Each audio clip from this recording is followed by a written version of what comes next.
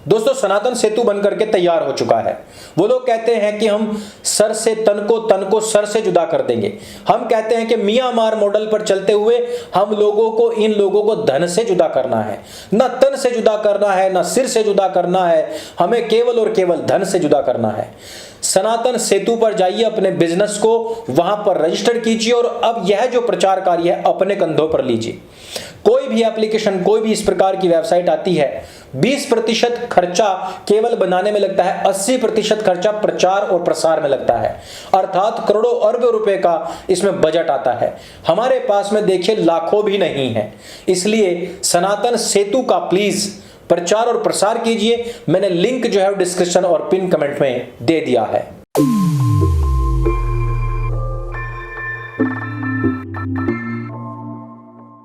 नमस्ते दोस्तों, आप सबका एक बार फिर से स्वागत है आपके अपने YouTube चैनल सत्य सनातन में। आपने देखा कि किस प्रकार से उदयपुर के अंदर एक निर्मम हत्या होती है और उसके बाद में पूरा का पूरा सुप्रीम कोर्ट और मियां लॉर्ड्स उस नुपुर शर्मा के खिलाफ अपना बिगुल फूंक देते हैं, जिसने की किताबों से उद्धरण ही दिए थे। वैसे एक बड़ा ही रोचक मामला यह भी है कि इन दो जज साहब में से एक जज साहब जो है वो पादरी हैं। इनका पूरा फारस क्षेत्र हुआ करता था और इन लोगों को मुसलमानों ने, वहां के जो आक्रांता थे, इनको मार मार के पीट पीट करके वहां से भगाया था। जहां आधी दुनिया के ऊपर फारसियों का शासन हुआ करता था, वहां उंगलियों पर गिने जाने वाली जनसंख्या भारतवर्ष में रह रही है। और यहां पर रहने के बाद में भी इनका स्वैग इतना हाई है कि अभी भी कह रहे हैं कि हमें कोई फर्क नहीं पड़ता कि हमने जो बोला है उसके ऊपर जनता क्या कहती है या फिर मीडिया क्या कहती है।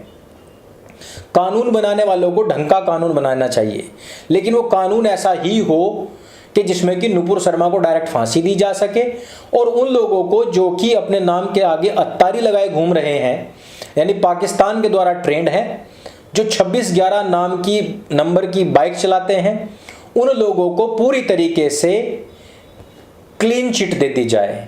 इस प्रकार की अवधारणा को लेकर के मियां लॉर्ड सुप्रीम कोर्ट में बैठे हुए हैं और करोड़ों लोग उनसे आशा लगाए हुए बैठे हैं कि वो हमारा न्याय करेंगे।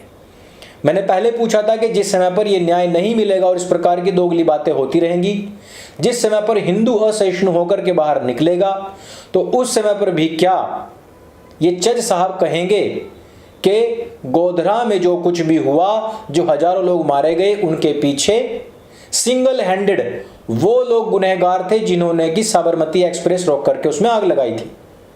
वैसे मैं आपको बता दूं कि ठीक इसी प्रकार का मामला 21 जून को महाराष्ट्र में भी हुआ था और उसमें उमेश कोल्हे जी की गर्दन में तकरीबन 7 इंच गहरा 5 इंच चौड़ा घाव करके उनकी हत्या कर दी थी। और जिस डॉक्टर यूसुफ ने यह हत्या करवाई, जिसका बड़ा हाथ है इसमें, वो कोल्हे जी का 16 साल पुराना मित्र था। ये जो कन्हैयालाल जी की हत्या हुई है वो भी पड़ोसी थे, जानते थे, जानकार लोग थे। ये जो यूसुफ था ये भी जानकार था, ये भी दोस्त लोग थे। तीसरी घटना और सुनिए, मेरठ के अंदर 4 लोगों ने मिलकर के, चारों के चारों मोहम्मदीन, यश नाम के एक हिंदू लड़के को मार दिया। और मारा किन्होंने? जो कि उनके दोस्त थे। यानी कि अभी तक की जितनी भी चीजें और घटनाएं आप देख रहे हैं, ये सारी की सारी दोस्ती वाली घटनाएं थी। अंकित शर्मा जी जो कि आईबी के एक ऑफिसर थे, उनको मारने वाले वही लोग थे जो उनके साथ बचपन से खेले थे। रिंकू शर्मा की हत्या करने वाला व्यक्ति वह था जिसकी वाइफ जब मर रही थी तो रिंकू शर्मा जी ने अपना खून दे करके उसकी वाइफ की और उसके बच्चे की जान बचाई थी। आगे सपोला जो पैदा हो रहा है या होगा, वो आगे अन्य जितने रिंकू शर्मा आएंगे उनकी हत्या के प्लान करेगा। लेकिन कहने का मतलब यह है कि वो भी उनके बहुत नजदीकी थे। कमलेश तिवारी जी की हत्या जिन लोगों ने की थी वो उनके दोस्त बन चुके थे। वो उनके साथ में उठते थे, बैठते थे, यारी दोस्ती खाना पीना सब किया करते थे और कहा करते थे कि हम सूरत के जो हीरा व्यापारी हैं उनसे आपकी फंडिंग करवाएंगे। यानी कि दोस्ती में मिलकर के ही वहां पर भी हत्या की गई थी। अब हमें याद आता है असाउद्दीन ओवैसी का बयान, जिसमें वो कह रहा है कि सूरा निसा की आयत संख्या 5 है। मैंने जब निसा की आयत संख्या 5 पढ़ी तो उसमें ऐसा कुछ नहीं था, लेकिन हो सकता है कि उस आयत के पीछे का जो चर्चा रहा होगा, यानी कि जो हदीस रही होगी। कुरान में जो आयत आती है वो आती है उपदेश के रूप में, लेकिन उसके पीछे की जो चर्चा है वो हदीसों में आती है। तो वहां पर असाउद्दीन ओवैसी बता रहा है कि किस प्रकार से हमारे नबी की गुस्ताखी, अल्लाह की गुस्ताखी करने वाले व्यक्ति की दोस्ती करके कई वर्ष तक दोस्ती करने के बाद में उसकी हत्या की गई थी। वो वीडियो मैंने टेलीग्राम पर डाला है, आप वहां से देख सकते हैं।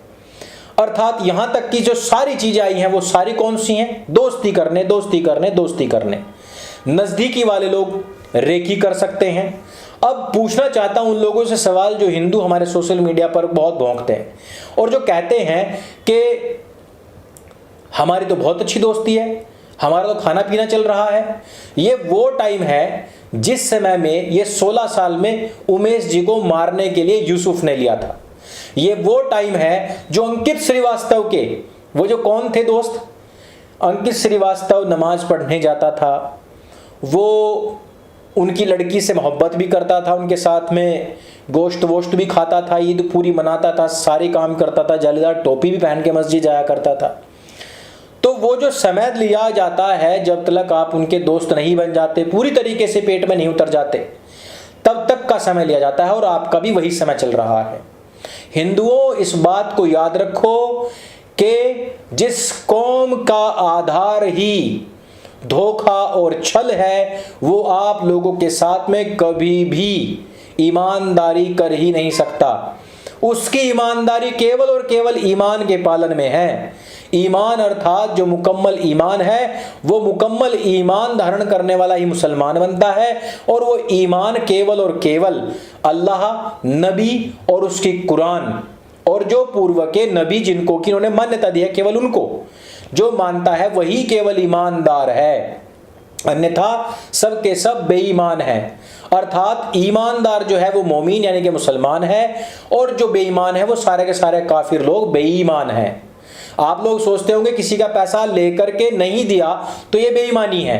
नहीं, ये कोई बेईमानी नहीं है। बेईमान शब्द को समझिए।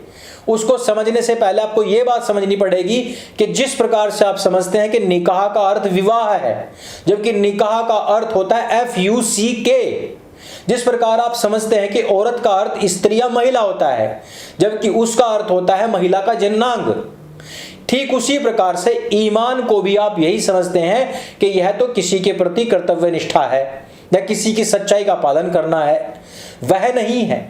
इस वजह से जो ईमानदार लोग हैं यानी कि ईमान वाले हैं, यानी कि जो मुसलमान हैं, जो कुरान और अल्लाह और नबी को मानने वाले हैं, वो चाहे कितने भी गलत कार्य कर लें उनकी माफ़ी है, उनकी तौबा करते ही माफ़ी है, क्योंकि वो अपना भाई है।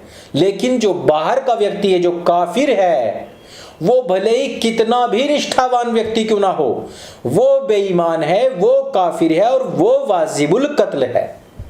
इस चीज को समझने में आप जितना कम समय लेंगे, आप अपने जीवन के रक्षार्थ उतने ही तत्पर खड़े रहेंगे। लेकिन इसको समझने में, परखने में जितना लेट करेंगे, देर करेंगे, उतना ही आप अपनी मृत्यु के नजदीक पहुंचेंगे।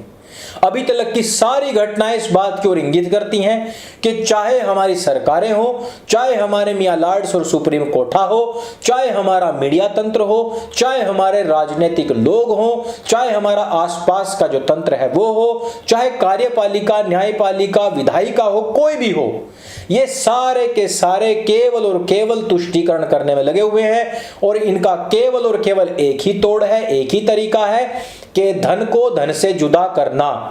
वो कहते हैं कि हम तन को सर से और सर को तन से जुदा कर देंगे। हमने कहा कि हम तो वो हैं जो तन को तन से जुदा कर देते हैं। अर्थात जिस प्रकार से महाराणा प्रताप जी ने बहलोल खान को बीचों बीच से चीर दिया था, तन को ही तन से जुदा कर दिया था। लेकिन अब ईमान वालों को धन से जुदा करने का समय आ चुका है। यदि हमने उनको धन से जुदा नहीं किया, यदि हमने मियां मार जो हमारा मॉड्यूल है उसको नहीं लागू किया, तब तक हम इन लोगों के हाथ में यही पैसा देते रहेंगे, कटारी बनवाते रहेंगे, उन लोगों के लिए फंडिंग होती रहेगी और वो इसी प्रकार से, जिस प्रकार से कमलेश तिवारी की पत्नी, धर्मपत्नी को फिर अब धमकियां मिलनी शुरू हो गई हैं, उनके हौसले इसी प्रकार से बुलंद होते रहेंगे। धन से जुदा करने का एक ही तरीका है और वो है सनातन सेतु। मैं सनातन सेतु पर आप सभी लोगों को आने की बार बार अपील करता हूं और प्रयास करता हूं कि आप सभी लोग सनातन हाट पर आइए, वहां से मंदिर का मॉडल लीजिए, वहां से आप पुस्तकें लीजिए। ये वैदिक विजन एक नई पुस्तक आई है जो इंग्लिश में है। जो लोग इंग्लिश में पुस्तकें चाहते थे उनके लिए पुस्तक है, और जो लोग अन्य जितनी भी हिंदी की पुस्तकें हैं जो उपनिषद इंग्लिश में चाहते हैं वो भी वहां पर आपको मिल जाएंगी। इससे जुटने वाला जो पैसा है उसी से हम सनातन सेतु का निर्माण कर रहे हैं, और यह सनातन सेतु का निर्माण होना इसलिए आवश्यक है ताकि एक सनातनी को दूसरे सनातनी से काम मिल सके और एक सनातनी दूसरे सनातनी के पास ही काम करने के लिए जा सके। यदि डॉक्टर यूसुफ उमेश के पास में जो कि केमिस्ट है जाता है, यानी कि उससे सामान भले ही खरीदता है लेकिन उसकी मौत का सामान बन करके आता है। यदि एक मोहम्मदीन कन्हैया लाल जी के पास में आता है और कहता है कि बड़े भाई का कुर्ता छोटे भाई का पजामा सील दे, वो पैसे दे करके नहीं जा रहा है, वो बिजनेस दे करके नहीं जा रहा है, वो तुम्हारी जान लेकर के जा रहा है। इस वजह से सनातनियों का सनातनी से सरोकार हो, और इसके हेतु आप जो भी कुछ सनातन सेतु को डोनेट करना चाहते हैं सनातन हाट के ही माध्यम से करें। यदि आप भी चाहते हैं कि इन लोगों को म्यांमार मॉड्यूल के तहत धन से जुदा करना है तो सनातन सेतु का प्रचार और प्रसार अपने कंधों पर लीजिए। इस वीडियो में सिर्फ इतना ही। मेरे संग बोले सत्य सनातन वैदिक धर्म की जय। जय हिंद, वंदे मातरम।